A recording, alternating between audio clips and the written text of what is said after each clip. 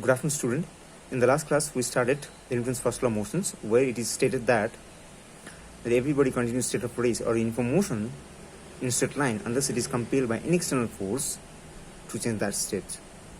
So, from here, it is very clear that the body which is at rest will remain at rest if it is not acted upon by any external force, and the body which is in uniform motion will continue to be in same uniform motions if it is not acted upon by any external force.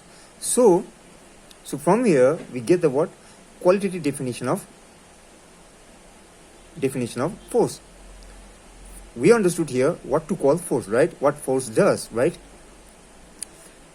So because if force, that is why we say that a force is something which, if it acts on a body, it changes or tends to change the state of rest or uniform motion of that body.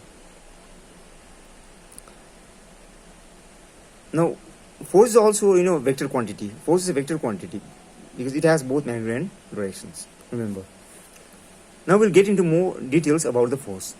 Like, a person cannot raise himself by pulling his own hair or his own belt. You tried, you cannot do that, right?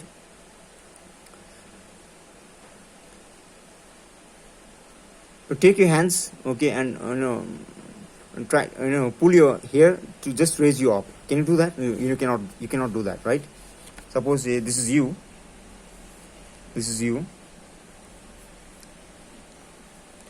Take your hands, okay, and just pull your hair here up, okay.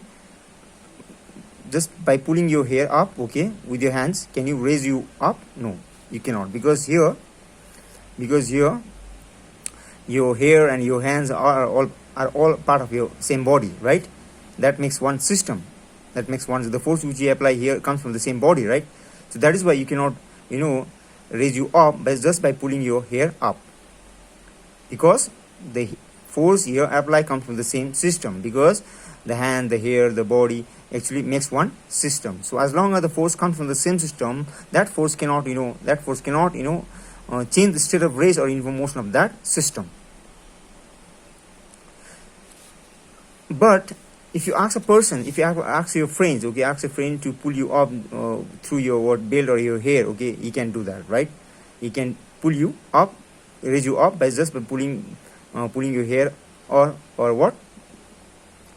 belt. There the force is what? External. The force comes from outside. There the force is applied externally.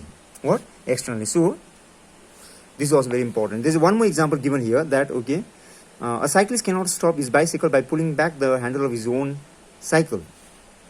In this case, the cycle and the person together form a system. Suppose, say, this is a bicycle.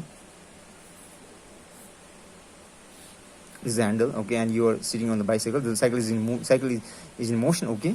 You are moving you are moving with the cycle. This cycle, okay.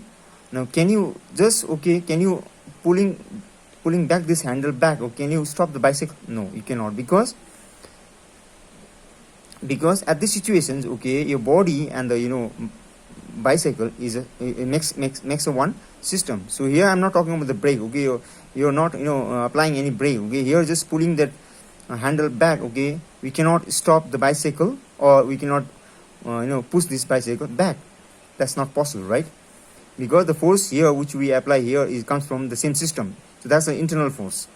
But a person which is standing in front of this bicycle, okay, can stop the bicycle or move back, okay, just pulling this handle back. That is possible. So here, for this system, the system of you and your bicycle, for that system, okay, the force applied by that person is what?